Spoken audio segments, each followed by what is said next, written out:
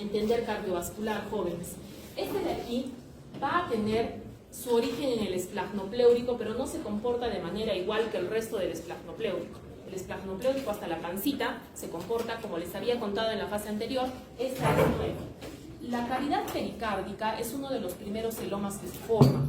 Celoma es espacio. El celoma intraembrionario se divide en cavidad pericárdica, conductos pericardio-peritoneales y lo que va a ser el resto del celoma, que luego va a ser dividido en tórax y abdomen. ¿Listo? Ahora, muy importante, el septum transverso proviene del mesodermo somatopleúrico. ¿Listo? Por favor, apunte. ¿Por qué el septo transverso nos interesa tanto? Porque el septo transverso es el 80% de su diafragma. Y su diafragma no es el motivo por el cual respira. ¿Listo? Entonces, resulta muy importante. Ese tiene que quedar grabado. Los grandes vasos nos referimos a aorta ascendente, tronco pulmonar y los principales derivados de los arcos aórticos, que ahorita vamos a ver. Esos tienen un origen específico que podemos reconocer. El resto de vasos viene del área donde están los vasos sanguíneos. Ahí es muy importante recordar que en miembro superior el mesodermo somatopleúrico va a generar la circulación pequeña. El vaso grande sí puede tener un origen en mesodermo esplagno-pleúrico. Entonces, al final, en cuanto a los vasos, no nos vamos a poner a pelear, ¿no es cierto? Si son pequeños, pues la mayor parte son del esplagno-pleúrico y una parte puede ser que se haya generado localmente, pero eso significa in situ. ¿Listo? O sea, donde necesitaban el vaso, se formó y ya está. En cambio, los grandes vasos sí van a tener un origen específico. Aquí estamos regresando, jóvenes, a la tercera semana, ¿sí? Recién, miren ustedes, esta es la placa neural que recién está creciendo y el mesodermo se está expandiendo. Nosotros nos habíamos quedado hasta por aquí y eso les conté la vez pasada. ¿Qué pasa? En la parte craneal el mesodermo se va a expandir hasta más adelante de la membrana bucofaríngea. O sea, ¿dónde comienza el mesodermo cardíaco esplagno-pleúrico, también llamado campo cardiogénico primario? No me acuerdo en qué libro dice ese, pero es exactamente lo mismo. Esta forma de herradura del mesodermo es el campo cardiogénico primario, también conocido como mesodermo esplagno-pleúrico cardiogénico. Entonces, ¿dónde está? Aquí arriba. Sí, su corazoncito comenzó aquí arriba. ¿Listo? El espacio que está entre el somatopleúrico y el esplagno-pleúrico se llama celoma y también está formado. Pues, ¿cuál es lo que nos importa? El espacio que va a conformar posteriormente la cavidad pericárdica. Entonces, aquí estamos viendo lo que yo ya les había contado, ¿no es cierto? Aquí se separan las dos hojas, pero miren ustedes en la parte anterior. En la parte anterior, el esplagno-pleúrico rápidamente forma estos conductos. Estos conductos son los tubos cardíacos. Por eso les digo, al comienzo tenemos un tubo cardíaco derecho y un tubo cardíaco izquierdo que están unidos en forma de herradura en la parte anterior. El espacio que tengo es el celoma pericárdico y luego voy a tener el mesodermo somatopleúrico ahí encima, listo para ser utilizado. ¿Estamos ubicados? Muy bien, entonces avancemos un poquito. Hagamos el corte, ¿cierto? La membrana bucofaríngea está aquí, aquí está lo que corresponde al mesodermo esplagno-pleúrico o corazón primitivo o campo cardiogénico primario. Es exactamente lo mismo. A ustedes se los hemos contado como primordio de corazón hace mucho tiempo, ¿no es cierto? Muy bien. ¿Y qué son todas estas bolitas rojas y negras entonces? La formación de los vasos sanguíneos. En este momento, ¿se acuerdan que estamos en la tercera semana y solo tengo 3 capas? Por lo tanto, no tengo un órgano hematopoyético. ¿Quién va a asumir ese rol? El saco vitelino. El saco vitelino va a comenzar a atrapar células. ¿Cómo se llama cuando atrapamos células? Islote, ¿no es cierto? Vas a agarrar esta por ahí. Y dices, las que están al borde son vasos sanguíneos y las que están dentro son sangre. Y punto. ¿Dónde va a ser importante esto? En el saco vitelino, en el tallo vitelino para generar los vasitos del cordón umbilical y en la placenta, porque al comienzo solo estrofoblasto. En la primera y segunda semana solo estrofoblasto que crece y crece y crece y crece. Luego, cuando sucede esta formación de vasitos sanguíneos, es que recién van a aparecer vasos sanguíneos en las velocidades que les había contado. Entonces, ¿cómo se llaman estas estructuras donde quedan atrapadas las celulitas? islotes sanguíneos. Tenemos los islotes de Wolf y los islotes de Panther. ¿Listo? Y de ahí van a ir creciendo los vasitos sanguíneos para ir hacia los lugares dentro del embrioncito. El corazón va a tener la misma capacidad, los tubos cardíacos, porque también se llama corazón, ¿cierto? Estamos en tubito. Los tubos cardíacos van a tener lo mismo, todo lo que queda atrapado dentro de ellos, eso se convierte en sangre. Entonces, ahora ya hemos avanzado un poquito más. Miren ustedes cómo ha avanzado la placa neural y estoy viendo, ahora sí, el campo cardiogénico primario. Aquí estoy viendo los dos tubitos cardíacos que les había contado y estamos demostrando que en la parte anterior es donde voy a tener en primer lugar el mesodermo somatopléurico, luego el esplanopléurico y luego el espacio. El espacio es más grande. Entonces, eso es lo que les decía, las células mesenquimatosas pueden desorganizarse y atrapar celulitas, ¿no es cierto? La periferia son endotelio y la de adentro son células sanguíneas. ¿Y cómo formo vasos más grandes? Pues agarran y se fusionan. ¿Listo? Y de esa forma voy teniendo vasitos pequeños y vasitos más grandes.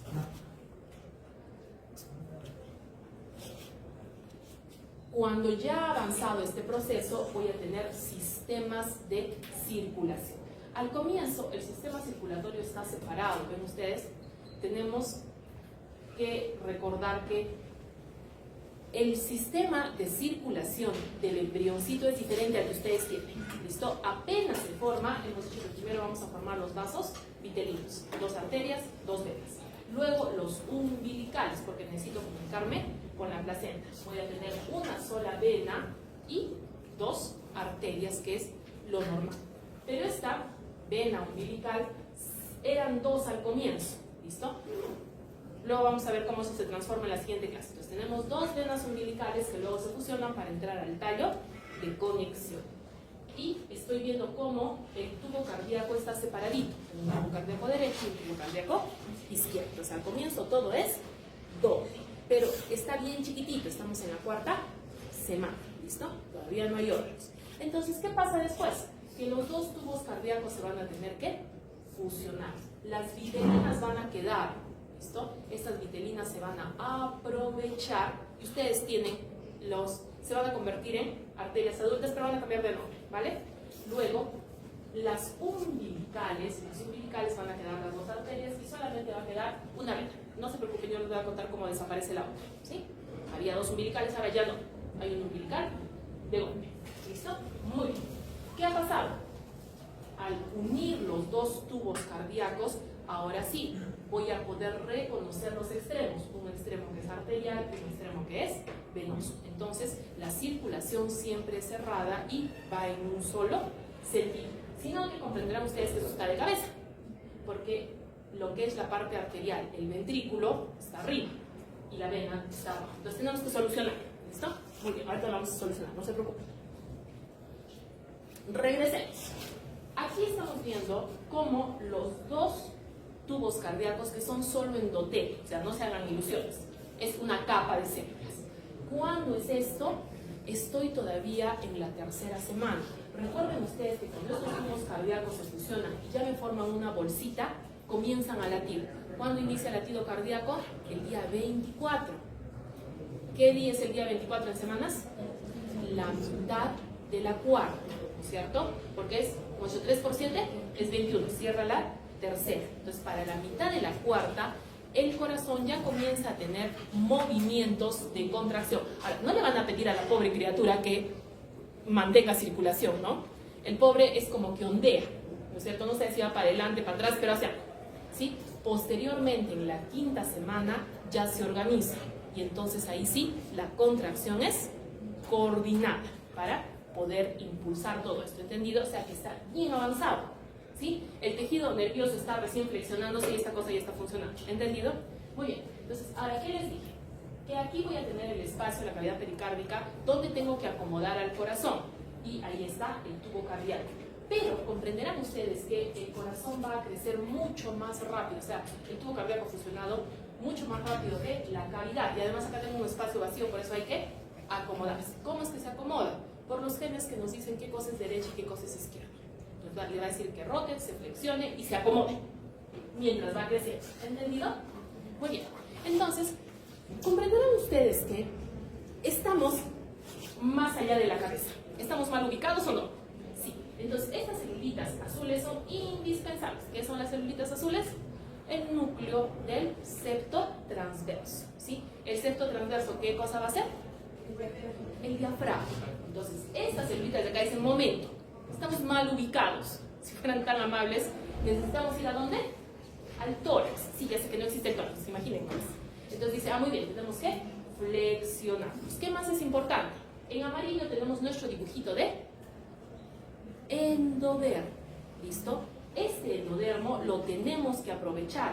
¿Listo? Y como ustedes se dan cuenta, el endodermo se va a flexionar y se va a encontrar al otro endodermo enfrente, ¿no es cierto? Y se van a reconocer que son de lo mismo. Eso es muy importante. Entonces vamos. Nuestras celulitas azules, que son el septo transverso, van a jalar al corazón. Sí. Y entonces, ¿qué cosa estoy viendo? Que en primer lugar comienza la separación del espacio que es del corazón. Entonces el septo transverso va a decir, para allá abdomen, para aquí, corazoncito. ¿Qué más? Va a recubrir, ¿están viendo cómo recubre al corazoncito? Entonces va a formar el pericardio parietal. O sea, el pericardio parietal, ¿de dónde viene? El origen embrionario del no, antes de ser septo, ¿qué? Mesodermo, somato, lépico. Y ahí es donde se complicó todo el examen y nos fuimos a considerar que es muy importante estudiar. ¿Entendido? ¿Por qué? Porque si yo les digo cuáles son los componentes que va a formar el mesodermo somatopleurico a nivel de corazón, tenemos el pericardio parietal, de afuera, y el septo transverso. Muy bien. Luego vamos a ver esto de aquí que les dije, ¿sí? Ven cómo ha reflejado un endodermo con respecto al otro. Esta es la formación del intestino primitivo anterior o faríngeo. ¿Se acuerdan de los arcos faríneos que estaban recubiertos de endodermo? Es eso, ¿listo? Pero no se cierra, no se cierra nada. Es la flexión del septo transverso porque la formación del otro es un poco diferente. ¿Entendido? Muy bien. Entonces ahí ya ha llegado a su posición. Sí, ahora ya tengo toda la parte de mi intestino anterior. Aquí se están formando mis arcos faríngeos para completar. Porque se acuerdan que les dije que teníamos que separar lo que es faringe de lo que es esófago, ¿cierto? El esófago viene del intestino, la faringe, ¿de dónde creen que vienen? De los arcos faríngeos. Muy bien. Entonces ya lo tengo ubicadito. Así es como se los hemos enseñado a ustedes en los embrioncitos de pollo, ¿sí? Les dijimos que es el primordio del corazón, ¿cierto? Se puede identificar que tiene una aurícula primitiva y un ventrículo primitivo, pero todavía no está nada separado, ¿listo? Entonces una vez que ya lo hemos ubicado y tiene todavía espacio en su pericardio, vamos a verlo en el corte al contrario, ¿cierto? Aquí estamos viendo un tubo, el que ustedes quieren, este es el derecho y este es el izquierdo, no se preocupen. Cuando se produce la flexión hacia adelante, es que se van a acercar los dos tubos cardíacos y se van a fusionar en la línea métrica. Estos de aquí, si ustedes se fijan, van a tener mesos. ¿Qué cosas son los mesos? Pedazos de tejido que hacen que el órgano esté fijo. Eso es para poder ubicar al corazoncito donde le corresponde. Tiene un meso posterior y un meso anterior. Ahora, ¿su corazón de ustedes tiene meso? No, su corazón está libre. Por eso es que primero es el meso anterior. Una vez que dice ya se cerró, la parte anterior está protegido, se inicia la apoptosis y no queda nada. Luego es el meso posterior. ¿Quién va a sostener entonces al corazón? Los vasos. Los vasos sanguíneos son quienes lo van a posicionar. Y es muy importante que esté libre para que pueda acomodarse y darse todas las flexiones que hemos dicho, ¿cierto? En este de aquí estamos viéndolo con todo el embrioncito. Es lo mismo que les acabo de contar, pero con todo el embrioncito, ¿no es cierto?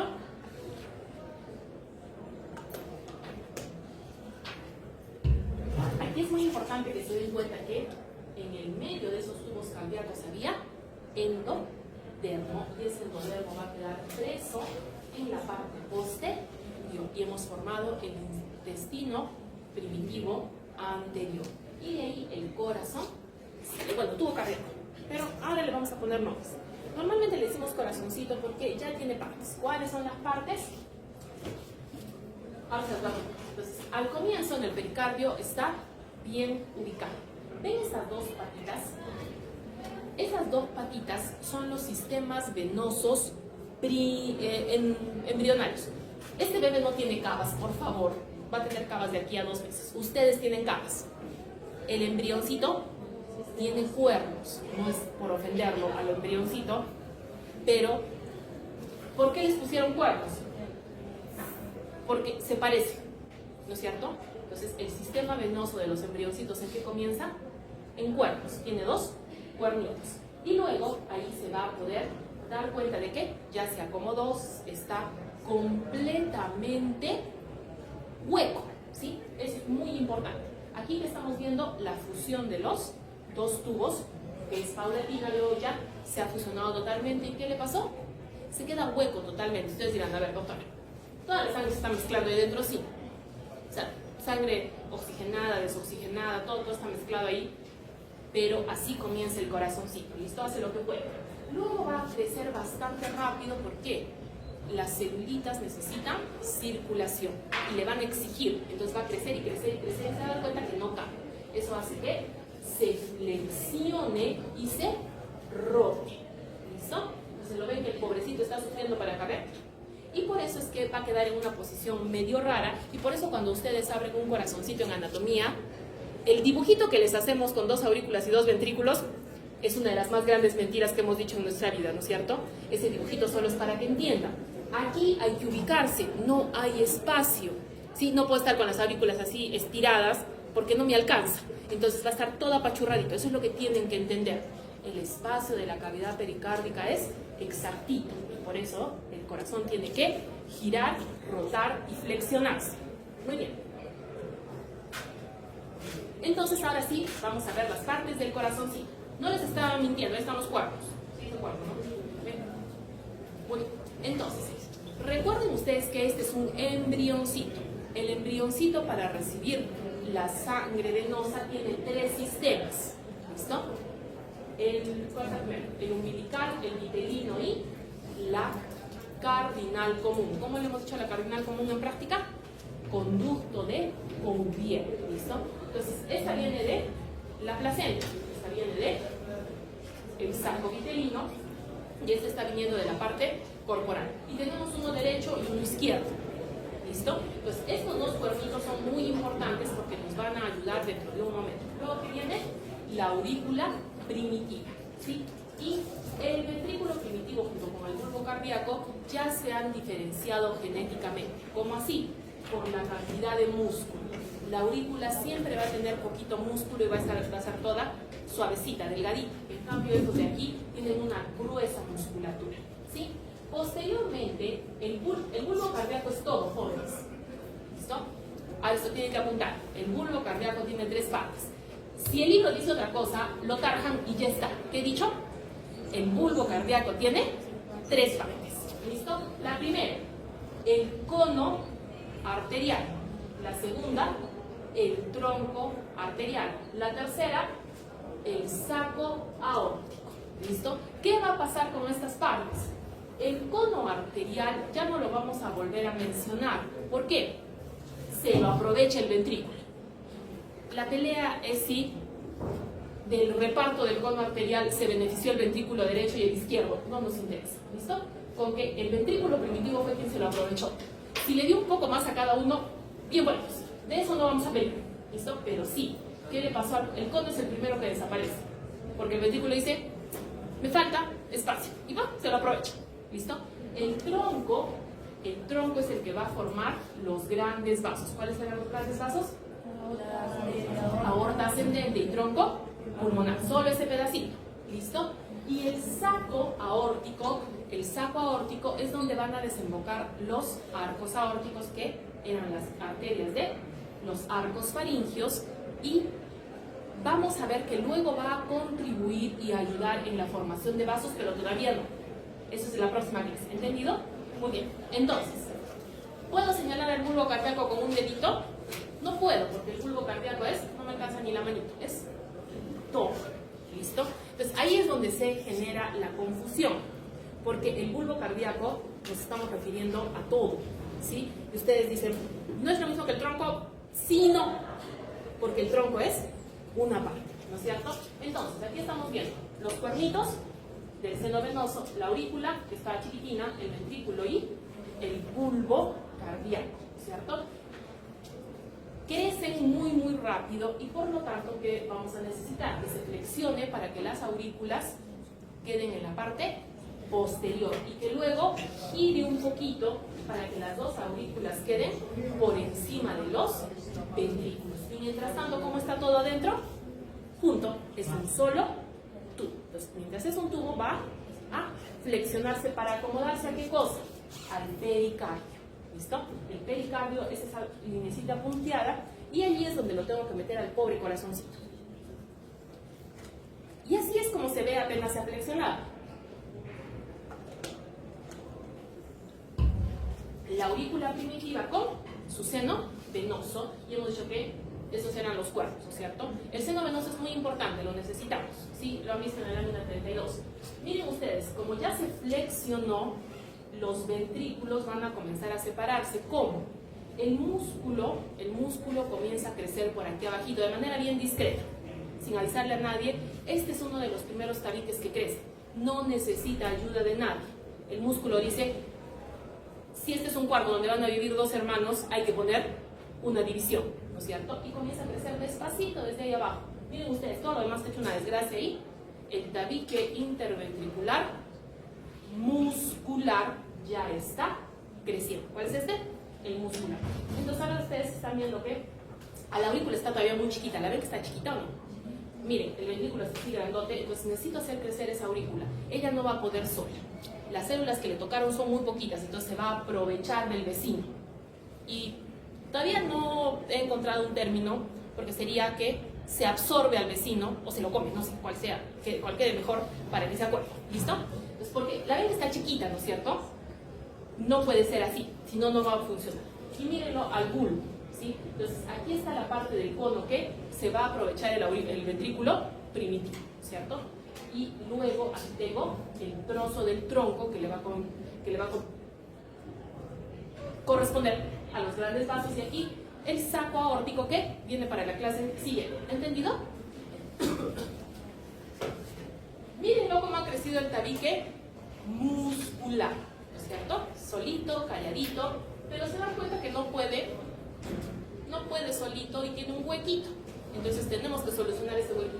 ¿Qué más? Estamos viendo aquí que ya se están separando los grandes vasos. Esto va a tener su capítulo especial. Las aurículas no las estamos mirando, pero miren ustedes, ya crecieron. ¿Eso qué significa? Que ya se aprovecharon del vecino, ¿cierto? Muy bien. Vamos por partes entonces. Ahí ya lo estamos viendo como es anatómicamente. Las aurículas comienzan abajo. Primero tienen que ir a la parte posterior y de ahí tienen que rotar para que la aurícula derecha quede del lado derecho. Y ahí estamos viendo las...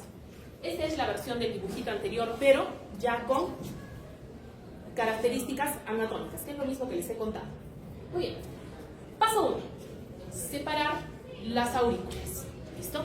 Las aurículas van a tener una estructura llamada tabique, ¿sí?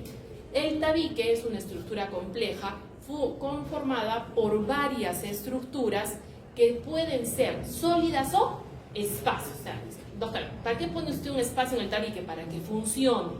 ¿Listo? ¿Cuáles son los componentes del tabique? Todos los que han visto en la práctica. El repliegue de la aurícula izquierda, el septum primum, el septum secundum, falta un septum. El septum spurium, que ahorita se los voy a enseñar, que está en la aurícula derecha, y de ahí vienen los espacios, el ostium secundum y el foramen oval. Entonces, ¿dónde comenzó todo? Todo comenzó en la cresta neural.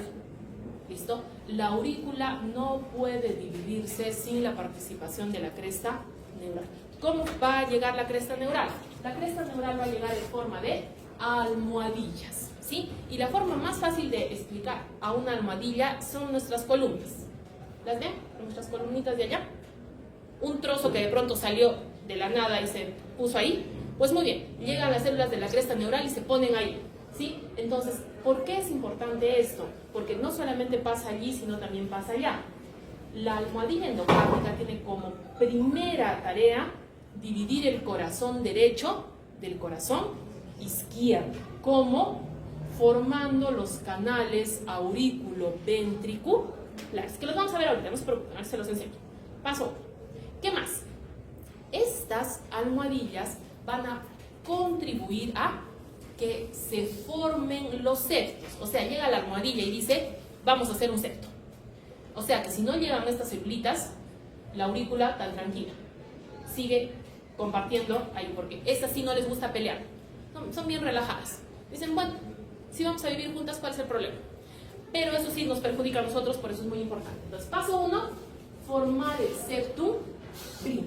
Entonces, el septum primum va a partir de la parte externa, ¿cierto? Es decir, de aquí, pero dense cuenta que aquí abajito todavía no están fusionadas las almohadillas, ¿listo? Y por eso es que yo tengo el ostium primum, o sea, es como una cortinita que va bajando para tratar de cerrar el espacio. ¿Cuándo va a poder cerrar el ostium primum? Cuando la almohadilla endocárdica se fusione. O sea que si esas dos no llegan al medio, me arruiné, me quedo con el ostium primum.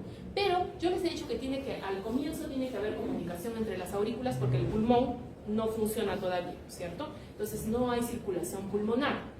Por eso es de que las células de la parte superior, apenas se está formando el septum primum, van a comenzar apoptosis. Es como una cortina que se está apolillando de arriba. Y cuando ya se fusiona la almohadilla endocárdica y se cierra el ostium primum, el ostium secundum ya va a estar completito para que la sangre vaya pasando. Entonces, paso 1 completado. Tengo un septum que divide las aurículas, pero con un hueco descarado donde la sangre se pasa como quiere. Entonces tenemos que solucionar eso. ¿Cómo lo vamos a solucionar? Con el septum segundo. El septum segundo también es una cortinita que viene desde la parte superior. Sino que esta cortinita va a avanzar y avanzar y avanzar. Y su objetivo, no es una cortinita muy trabajadora, su objetivo es tocar la almohadilla endocárdica. Entonces, como ven, aquí está lejos. Entonces avanza, avanza, avanza, avanza, avanza y apenas toca la almohadilla endocárdica y se para. Entonces, ¿qué me va a dejar? Un espacio vacío. Esa es la diferencia entre el ostium secundum y el foramen oval. El ostium secundum se esfuerza por existir, necesita apoptosis. En cambio, el foramen oval es, a ver, ¿a dónde hay que llegar? A la almohadilla. Ya, ponen el primer pedacito de pie en la almohadilla y dice ya, punto. Y decimos, pero hay un hueco. En la versión en español se le dice agujero oval, pero eso suena feíto, es verdad que es completamente válido, por eso nosotros le decimos foramen, ¿sí? Ahora, si ustedes se dan cuenta, el foramen oval está cerrado por el septum primum, y eso es muy importante, porque aquí están viendo punteadito, ¿qué cosa? El ostium secundum, es decir, tengo un espacio vacío, un huequito, en cada uno de los dos septums, pero al no estar alineados, uno va a ayudar a cerrar al otro. De tal manera que cuando la circulación se arregle, no va a haber pasaje de sangre de un lado para otro. ¿Por qué hacemos toda esta historia? Porque el embrioncito se puede equivocar en cada uno de los pasos que les acabo de contar. Y eso va a generar una malformación diferente que ustedes van a exponer en los casos y van a dar examen también. ¿Listo? Entonces, por eso tienen que saber la secuencia. ¿Sí? Muy bien. ¿Ya ha quedado claro? Entonces, ¿cuál es el otro nombre del septum primum? Válvula del foramen oval. Porque la sangre va a llegar a la aurícula derecha. Va a empujar al septum primum. ¿No han visto el septum primum? El septum primum es bien delgado, es una cosita así de la telita, bien suavecita. Le empuja y se pasa toda la sangre. Cuando se completa el crecimiento del septum secundum es cuando la sangre, al tratar de volver, no va a poder. ¿Qué pasa mientras el septum secundum está creciendo? Pues la sangre se vuelve y otra vez se mezcla. ¿Listo? Pero es un poco menos que antes, ¿no es cierto? Porque antes era totalmente descarado, no había nada. ¿Entendido? Muy bien, pues acabamos de separar la aurícula pini y ahora ya tenemos dos aurículas. Muy bien, entonces, ¿qué estoy viendo aquí? La parte de este corazoncito en microscopio electrónico. ¿La ven a la almohadilla endocárdica toda descarada? Ahora, ¿esto tenemos en el corazón? No.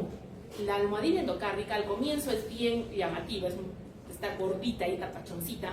Luego se va a estilizar. ¿Cómo va a permanecer esta almohadilla?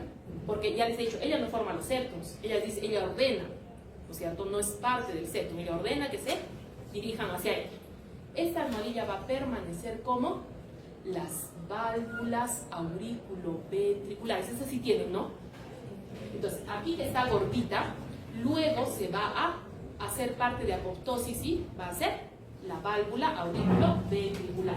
Entonces, esta almohadilla es muy importante, hemos dicho, ¿por qué? Porque ella va a dividir el corazón derecho del corazón izquierdo, ¿no es cierto? Y ahora, ahí lo estáis viendo al septo. Sí, lo están viendo que está todo, que es bien suavecito. Por eso es que en las láminas no se ve derechito. El pobre es bien delgadito. ¿Listo? Muy bien. Entonces, ¿qué estamos viendo aquí? Estamos viendo cómo, en primer lugar, las almohadillas tenemos almohadillas de un lado y del otro, los dos ejes. ¿Y para qué? Para formar el canal auriculoventricular. ¿Qué más? Mientras esto está pasando, también está pasando lo del ventrículo, la separación del ventrículo muscular. ¿Qué más? Que aquí ya estamos viendo que las aurículas tienen acceso a las grandes venas, ¿no es cierto? Aquí estamos viendo todavía que la cava superior y la cava inferior están separadas, ¿no es cierto? Cada una tiene su espacio, eso no va a suceder posteriormente. Y estamos viendo cómo este es el primero, el septum primum hemos dicho que va descendiendo. Y hemos dicho que el agujero, el ostium primum, va a quedar porque todavía la almohadilla endocárdica no se ha cerrado, ¿no es cierto? Apenas se cierra, el ostium va a desaparecer. Entonces ahí ya tenemos al septum primum con su ostium secundum, que es por apoptosis, y acá nos estamos viendo descender al septum secundum, ¿no es cierto? Y ahora sí, las almohadillas ya han completado y tenemos dos canales auriculoventriculares, derecho e izquierdo. Se han dado cuenta que las gorditas de acá ya no están. Entonces, ¿por qué? Porque esas almohadillas van a contribuir para la formación de las válvulas auriculoventriculares, que son más estilizadas, ¿no es cierto? Pero por el momento se necesita. Pues ya estoy viendo aquí que el tabique muscular ha cumplido con su trabajo. Ha hecho lo que ha podido para dividir a los dos. Y aquí ya estoy viendo que está funcionando la válvula del foramen oval. Y que si bien es cierto, la sangre va a pasar con mucha facilidad hacia la aurícula izquierda, no va a poder volver. ¿Entendido? Muy bien. Y entonces aquí es donde se acuerdan que la aurícula estaba chiquita, sospechosamente pequeña. Entonces, ¿qué pasa? La aurícula en el adulto tiene dos porciones, ¿no es cierto? Dos partes. La cavidad y la orejuela. ¿Listo? La orejuela es como una reserva de sangre. ¿Sí? ¿Qué más? En esta etapa, estas de aquí se llaman porción lisa y porción trabecular. La porción trabeculada proviene de la aurícula primitiva. ¿Se acuerdan que era toda enanita? Entonces, ¿de dónde proviene la porción lisa? De los vasos sanguíneos. ¿Se recuerdan del cuerno? ¿Se acuerdan de los cuernos que tenía cornitos mi embrioncito? Muy bien. Los cuernos del seno venoso van a formar, al fusionarse el seno venoso. ¿Quién se va a aprovechar del seno venoso?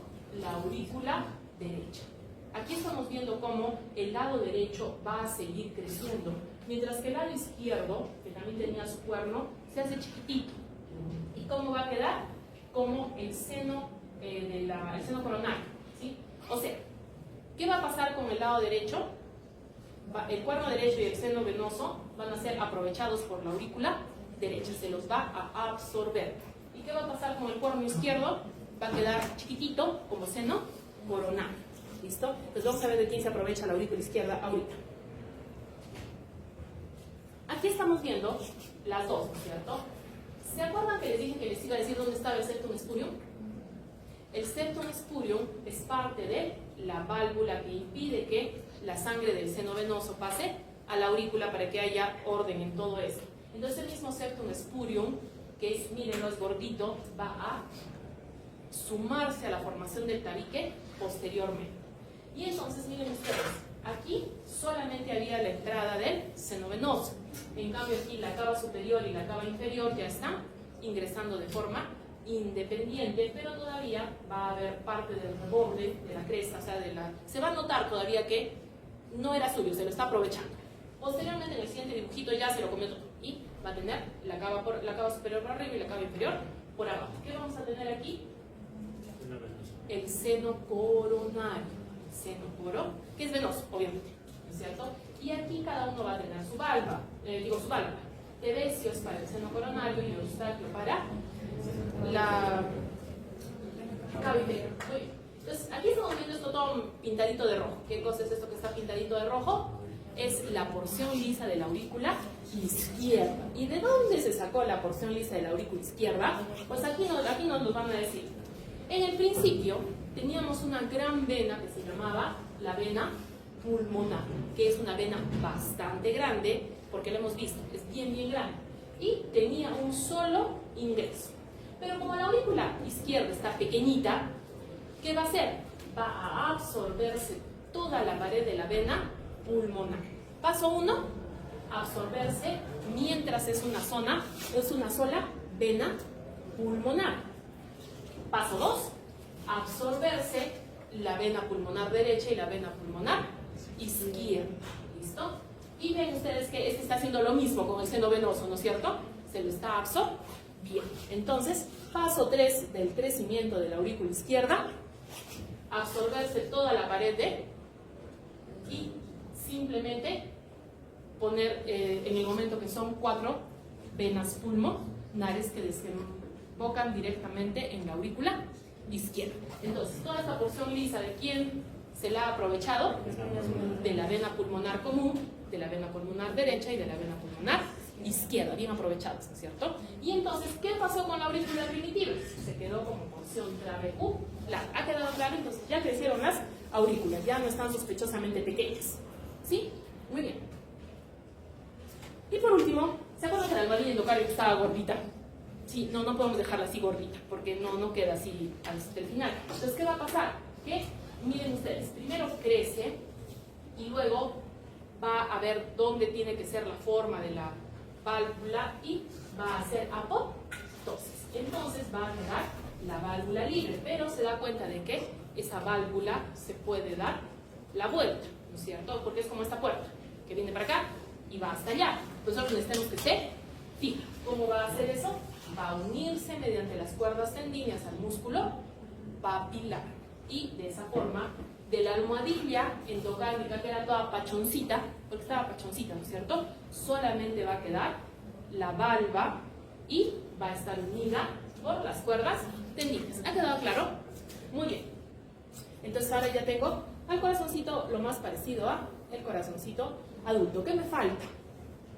El tronco arterioso, ¿no es cierto? El tronco arterioso va a demorarse un poquito más o menos, se van llevando casi al mismo tiempo, pero demora un poquito más. Entonces, el tronco arterioso es un solo vaso que está saliendo de los 2 ventrículos, ¿no es cierto? Y este de aquí, ¿cómo es que voy a hacer para dividirlo? También necesito ayuda. ¿De quién? De la cresta neural. Las células de la cresta neural van a llegar y se van a poner en una filita, en una pared, y en otra filita, en otra pared, para comenzar a crecer. Les pusimos el nombre más creativo que se nos ocurrió: cresta vulvar. ¿Listo? Entonces llegan las células de la cresta neural para formar la cresta vulvar. ¿Listo? Muy bien. Y entonces ahí nos tenemos que dar cuenta de algo muy importante. Muy importante. El ventrículo derecho está al lado derecho. La aorta ascendente está al lado derecho. El ventrículo izquierdo está al lado izquierdo. Y el tronco pulmonar está al lado izquierdo. Así que, si es que este embrioncito dijera, lo más fácil es hacer una línea recta para dividir esto, estamos arruinados, ¿verdad? Eso es muy importante. Por eso es que las crestas vulvares crecen desde la pared. En lugar de crecer una hacia la otra, crecen de forma espiral. ¿Listo? ¿Para qué? Para que el ventrículo derecho se comunique con el tronco pulmonar y el ventrículo izquierdo se comunique con la aorta ascendente. Porque si no, estamos arruinados o no. Sí.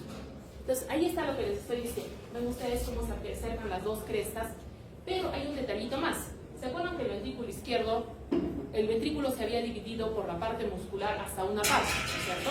El músculo puede avanzar y va a dejar un hueco. Entonces, este hueco va a quedar ¿hasta cuándo? Hasta cuando las crestas vulvares crezcan y lleguen hasta el ventrículo. Entonces, ven ustedes que aquí tengo tres partes, ¿no es cierto? Esta es una cresta vulvar, esta es la otra cresta vulvar. Y este pedacito es un trocito de la almohadilla endocárdica que ha decidido contribuir. Entonces, ¿ven que la almohadilla endocárdica es bien útil? ¿Ustedes tienen almohadilla endocárdica? No, tienen todos sus productos. Entonces, esto es muy importante. ¿Por qué?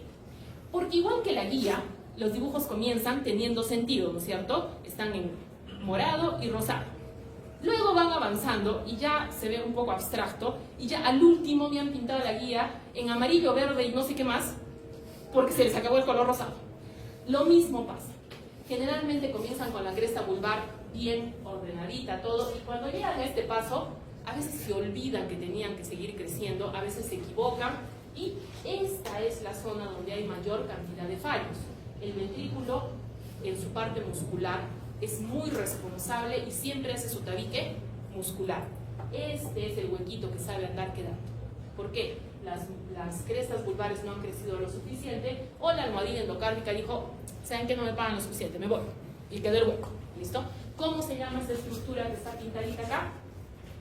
Tabique interventricular membranoso. ¿Listo? Entonces, ¿de dónde se origina el tabique interventricular membranoso? De la fusión y crecimiento de las crestas vulvares y de que se unan con la almohadilla endocárdica. ¿Entendido? Muy bien. Y ahí está ya completito y ahora sí tenemos un ventrículo derecho que está comunicado, ven ustedes, con el tronco pulmonar y un ventrículo izquierdo que está comunicado con la aorta ascendente, lo cual está divino.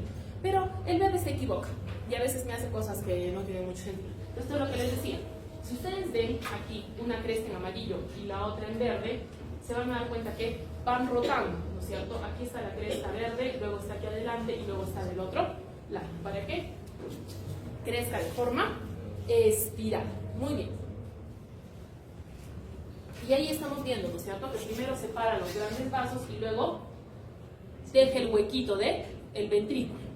Luego es como que se acordaba y dijera, ay, verdad, hay que terminar eso, ¿no es cierto? Y recién genera el tabique interventricular de tipo membranoso. Al comienzo, jóvenes, es un solo vaso. El tronco arterial simplemente tiene su tabique al medio.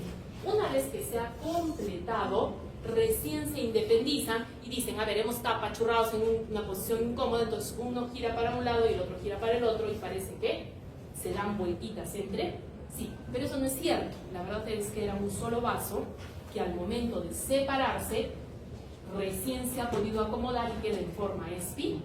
¿Entendido? Muy bien. Esa parte generalmente no se equivoca. Si es que tiene dos vasos, se van a independizar y se van a acomodar bien bonitos. Entonces, esto nos lleva a las malformaciones congénitas. Las malformaciones congénitas a nivel de corazón son súper frecuentes. La más frecuente de ellas es tetralogía de Fallot. Por favor, tetralogía de Fallot tiene 4 componentes. Eso lo van a hacer en caso clínico. Se tienen que aprender los 4 componentes para la eternidad. ¿Listo? Entonces, los 4 componentes de tetralogía de Fallot, ahí va. Luego, ¿quién va a venir? No, esta de acá, la de la comunicación interventricular. O sea, porque entre tanta historia se perdió también el pobre bebé y se le quedó un huequito por ahí. ¿Entendido? Entonces son las dos más frecuentes. Y ahora, ¿qué vamos a contarles? ¿Cómo es que se produce la circulación en en el embrioncito y feto? Porque ustedes ya han aprendido cómo es la circulación en los adultos, porque ya han terminado cardio en fisiología. Entonces, ¿qué hemos dicho? Todos estos porcentajes se refieren a la cantidad de sangre. La cantidad de sangre que va a llegar a la aurícula derecha es más o menos el 67%, o sea, es un montón. Aquí tenemos que tener en cuenta que la vena cava es la cava inferior, porque ya tiene cava. Estos jóvenes es después de la semana 12 más o menos, que ya superamos la etapa embrionaria, ya cerramos todo, ya no hay ningún huequito, y ahora sí. Entonces, aquí, ¿cuál es uno de los componentes más importantes? La vena umbilical, que me está trayendo toda la sangre que ha venido desde la placenta. Entonces, 67% entra por la cava inferior y 22% por la cava superior. La mayor parte, jóvenes, se pasa directamente por el agujero oval para el otro lado, y esa es la forma en que la aurícula izquierda va a conseguir sangre. ¿Por qué? Si ustedes revisan cuánto está regresando de las pulmonares, solamente es el 4%. ¿Listo? Muy bien. ¿Y esto por qué es importante? ¿Se acuerdan de Frank Starling? Esa también es para la eternidad. ¿Listo? Frank Starling es el fundamento del funcionamiento del corazón. Si el corazón recibe un estímulo de distensión por el líquido que llega, contrae. Si no recibe ese estímulo, ¿y a ustedes les interesa que el corazón lata o no? Sí, ¿no es cierto? Muy bien. Entonces, por eso les digo, el corazón izquierdo se mantiene funcionando gracias a que el agujero oval le está compartiendo sangre. ¿Por qué más le tiene que compartir? Porque apenas sale, miren ustedes, ¿dónde está saliendo acá la aurícula? Este 35% del ventrículo izquierdo está saliendo por la aorta. ¿Y quién es el primero que aprovecha esta circulación? La parte de cabeza, ¿no es cierto? Aquí tengo el tronco brachiocefálico, la carótida primitiva y la subclavia. Muy bien, esas tres van hacia cabecita, ¿no es cierto? Y la parte superior. Entonces, ellas necesitan sangre. Después, el resto del cuerpo recién va a recibir la sangre, ¿cuándo? Cuando el conducto arterioso me administre 57% de la sangre. Entonces, ¿qué estamos tratando de demostrar?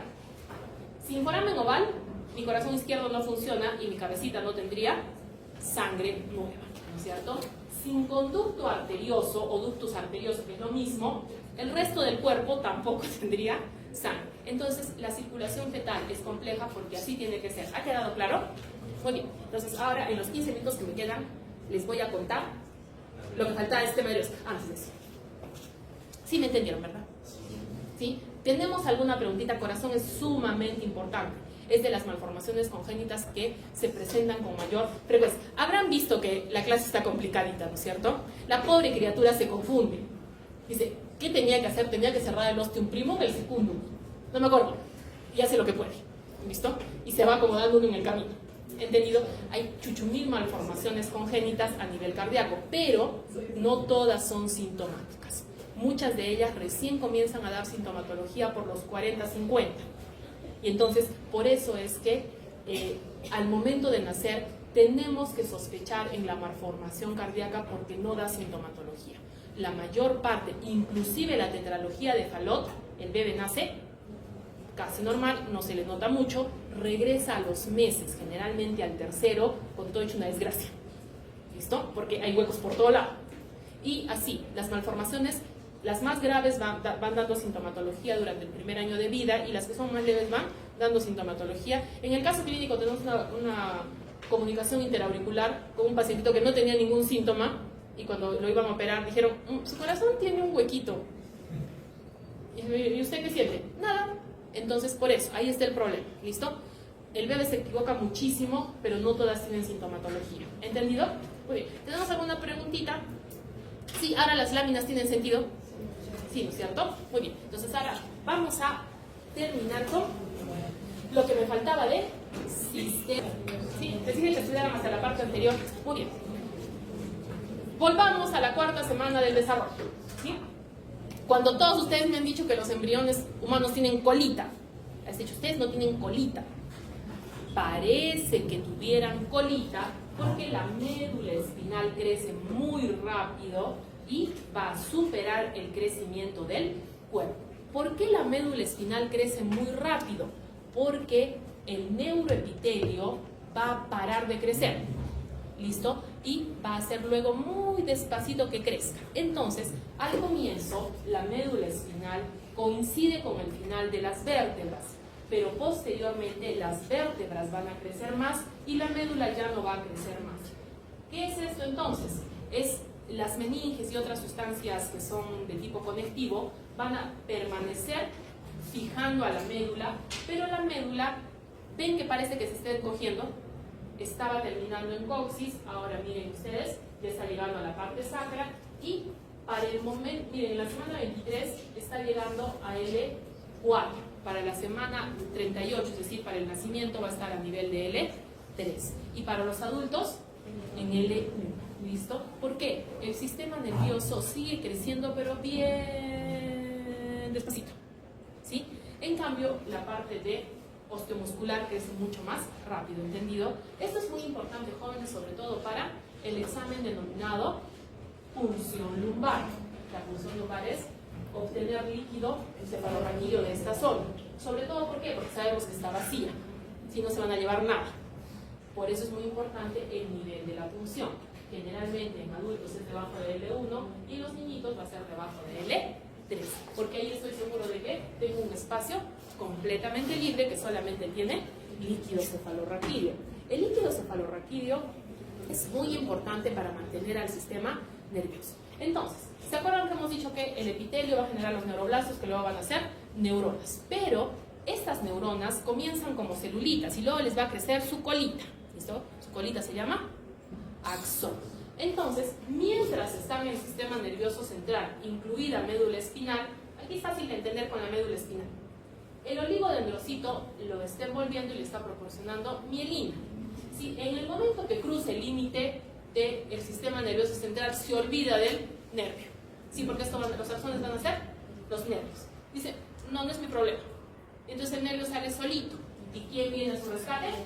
La célula de Schwann. ¿De dónde viene la célula de Schwann? De la cresta neural. Y entonces ahí hay una división. Hasta aquí oligodendrocitos y de ahí en adelante las células de Schwann. Muy bien. Entonces vamos a ver, habíamos visto que las placas alares son sensitivas y las placas basales son motores. Entonces lo sensitivo está en naranja y los motores están en verde. Pero aquí también en el techo, en la placa del techo del mielencéfalo, esta zona del techo se va a estirar y estirar y estirar, sobre todo ¿para qué? Para acumular líquido cefalorraquídeo. Obviamente esto se va a producir en los plexos coroideos. ¿Y por qué es importante el líquido cefalorraquídeo? Porque es lo que impide que el sistema nervioso se traumatice. ¿Sí? ¿Alguna vez han cocinado en su vida? ¿Sí? Cuando se cocina, la parte de la médula espinal, ¿la han visto que se hace puré? ¿Sí? Si le empujas y la presionas, se deforma de inmediato, ¿no es cierto? No sé si la parte... ¿han roto piezas en neuroanatomía o no? ¿Sí? Que están agarrando el cerebro y de pronto meten el dedito y ¡pac! Pedazo de menos, ¿no es cierto? Muy bien. Eso es tejido resistente, porque el formol es un fijador, es como si le hubieran echado esmalte. O sea, imagínense, eso, porque también han roto un montón de los repliegues de cerebelo, no, confiesen. ¿Sí? Lo han dejado al pobre Vernix sin cabeza. Entonces le decimos, tiene cabeza y luego miras, no tiene, ya le quitaron la cabeza. Esa es la versión resistente del tejido nervioso. O sea, imagínense cómo es en realidad. Mantequilla, ¿verdad? Por eso es muy importante que no se choque con el hueso, ¿sí? Porque si de chocarse con su dedito salió mal, imagínense contra el hueso, fatal. Por eso el sistema de meninges es muy importante. La aracnoides son un montón de igualitas. De la aracnoides nos copiamos las bolitas que les encanta reventar de la Navidad, sí, que son para proteger. Es lo mismo, las aracnoides son esas burbujitas que luego se llenan de líquido. Entonces la aracnoides es nuestro papelito de burbujas para que el sistema nervioso no se saque el ancho contra el hueso. Por eso la producción de líquido cefalorraquídeo está por el rango de los litros, dependiendo de la edad y el tamaño, obviamente. Son litros y litros de líquido cefalorraquídeo que se produce cada día y que tiene que ser reabsorbido porque tiene que circular. Por eso es muy importante que la aracnoides funcione. ¿Listo? Muy bien.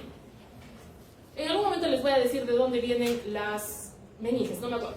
Muy bien, pues vamos a ir por eso. El líquido cefalorraquídeo tiene que circular y producirse permanentemente. Vamos al mielencéfalo. En el mielencéfalo la parte sensitiva se separa y va a generar estos dos núcleos anteriores que posteriormente van a ser los núcleos de la oliva, ¿sí? Porque esto va a ser bulborraquídeo.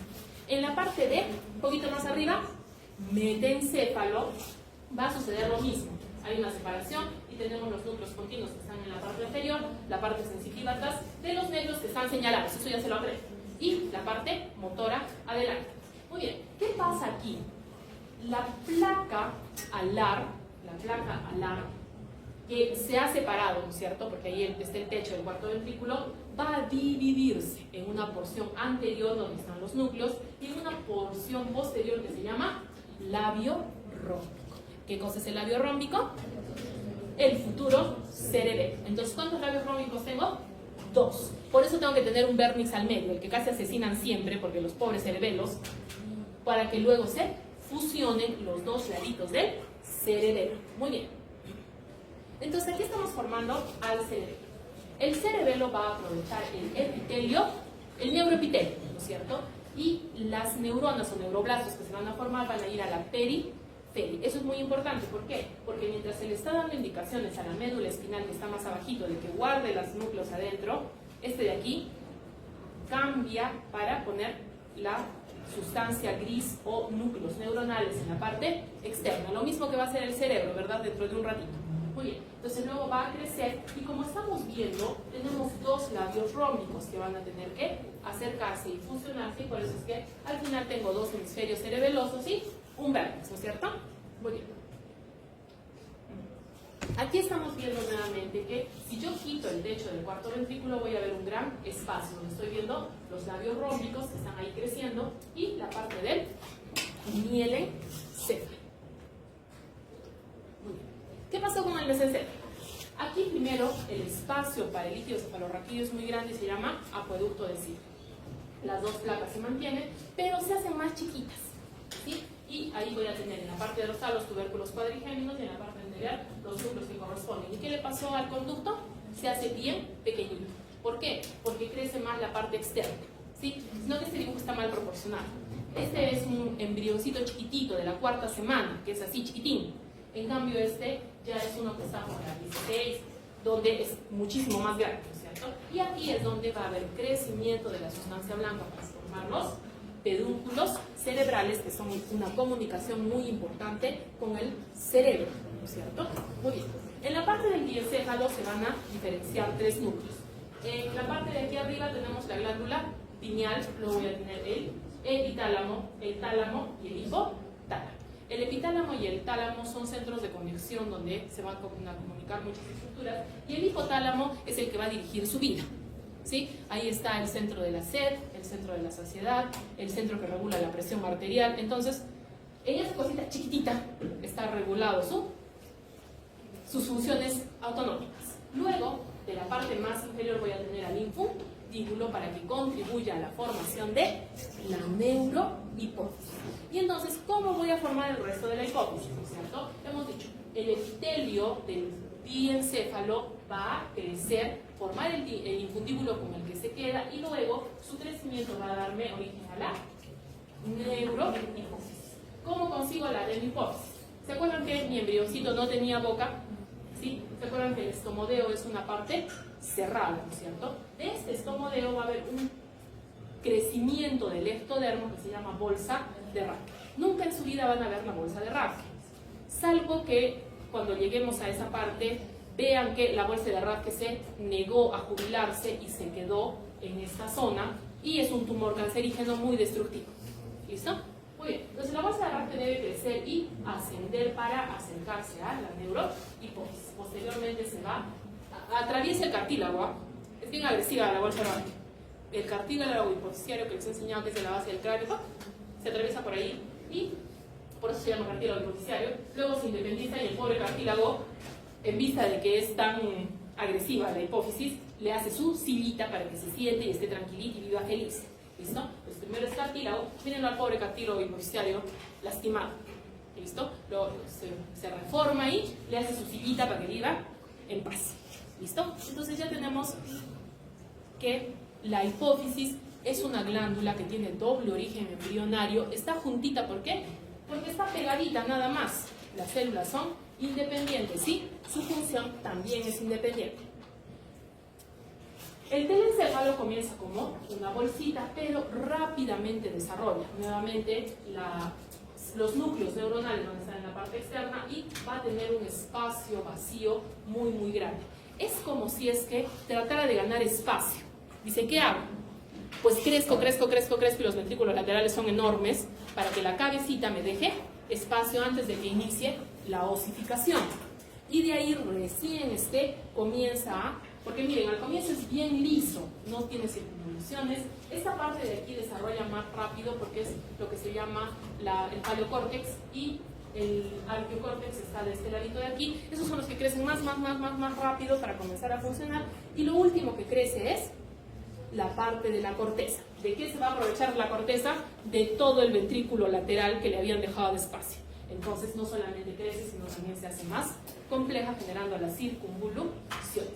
Esto es muy importante porque mientras está pasando todo esto, la cabecita tiene que ser flexible, porque si la cabecita se osifica muy rápido, estas circunvoluciones van a quedar aplastadas y no van a sobrevivir. ¿Listo? Por eso es muy importante las fontanelas que les conté en el capítulo anterior, porque si bien es cierto, todo está durito y protege, hay espacio para que el telencéfalo pueda crecer lo suficiente para cubrir todo lo que les había contado anteriormente, ¿no es cierto? Entonces todo lo que les había contado va a quedar metido ahí. Miren ustedes el telencéfalo qué tamaño queda en comparación. Simplemente es que la parte del telencéfalo va a crecer muchísimo más después. Por eso al comienzo, por ejemplo, la protuberancia, el bulbo, aprovechan de crecer porque si no, no les va a quedar espacio. Entonces, ellos crecen, toman su tamaño normal y luego viene el cerebro y se ocupa todo el espacio. Entonces ahí vienen las malformaciones. La más importante es la espina bífida. Habíamos dicho cuál es el problema, el hueso. La espina bífida es un problema óseo que perjudica al sistema nervioso. ¿Por qué? Porque si se queda abierto, puede ser que la meninge también se quede abierta y también se quede abierto el tubo neural. En algunos casos se llega a cerrar, ¿no es cierto? Y solamente el problema está en el huesito. Pero puede ser que aquí se acumule el líquido cefalorraquídeo. ¿Listo? Entonces, esta es una espina bífida abierta. ¿Qué estoy viendo? El sistema nervioso. No se cerró bien el neuroporo caudal, sobre todo porque esa es la parte final. Más o menos se olvida de terminar la tarea. ¿Listo? Esta de aquí es una espina oculta. ¿Por qué? Porque como llega hasta casi el mismo nivel, nadie se da cuenta. Generalmente va a aparecer un mechón de pelitos bien feíto. ¿Listo? Es como una manchita con unos pelos bien gruesos que parecen de chanchito, o sea, que se ven raros, dicen esto está algo raro, y por eso si le haces un examen puedes descubrir la espina bífida oculta. Luego, cuando está todo cerradito, tengo dos posibles problemas. El hecho de que vaya a haber un tumor que solo sea líquido, esto es meningocele, cele es espacio, ¿cierto? Simplemente está lleno de meninge y líquido. Pero en algunos casos la médula no está bien fijada y se sale junto con el líquido. Y eso se llama mielomeningocele. Todos estos que les he dicho son espina bífida. ¿Dónde está la diferencia? En la severidad del caso. Lo mismo puede suceder en la parte de cabecita. Pero ¿dónde está el problema del hueso? Puede estar en cualquiera de ellos. ¿Listo? Entonces, ¿esto cómo se llama?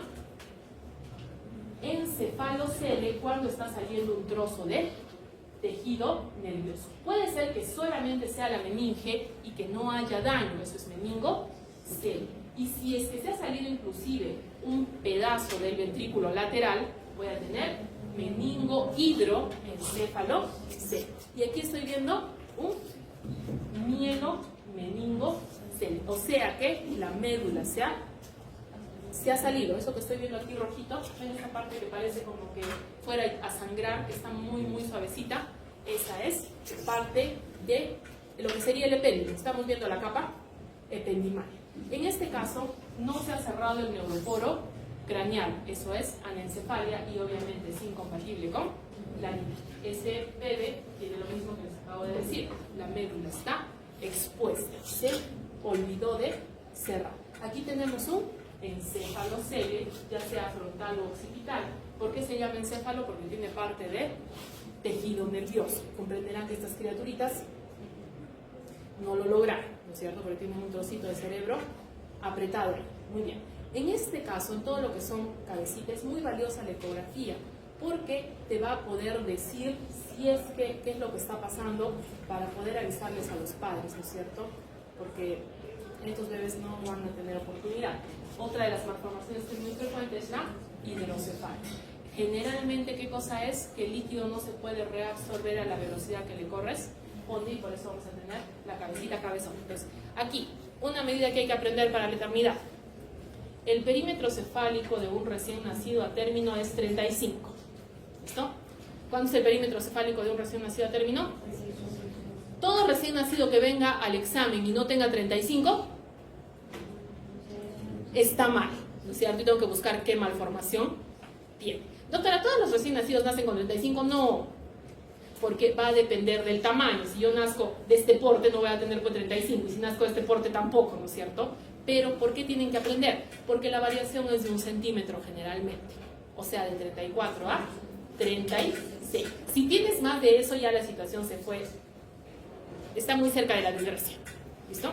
Entonces, esa medida hay que saber para la eternidad. ¿Sí? Ahora, teniendo en cuenta que un bebé tiene 50 centímetros y tiene 35 de cabeza, ¿estarán cabezones o no? Sí, ¿cierto? Eso es muy importante. Por eso cuando vean llegar bebés a su casa, se van a dar cuenta, son bien cabezoncitos y eso está bien. Han aprovechado para que crezca el cerebro. ¿Ha quedado claro? Muy bien. Por favor, las personitas que quieran, ya, periféricos se los cuento con ojos, se los juro por Dios. ¿Vale? Entonces, casi estamos al día. ¿Qué más? Por favor, las personas que van a reportar asistencia pueden venir por aquí. Luego se puede